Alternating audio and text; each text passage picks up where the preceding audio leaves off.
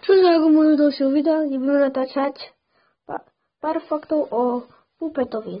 Takže, prvý fakt. Nezačne strašne ako ostatní v 3M, ale musíte, keď nenatiahnete vlastne ten music box, tak vás vystraší, to je prvá vec. Ďalšia vec je tá, že je s Gordon Freddym asi najrýchlejšie straší. To je rýchlejšie ako Foxy, lebo on je o mnoho ďalej a je taký skôr rýchlejšie, lebo Foxy to má tak bližšie. A tretí fakt je ten, že viete, možno, že viete príbeh jednotky Five Nights at Freddy's.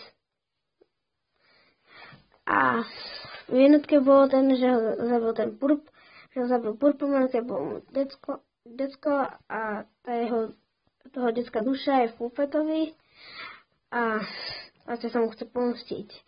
Toto je pár faktov o Puppetovi, dúfam, že sa páčilo, tak čau.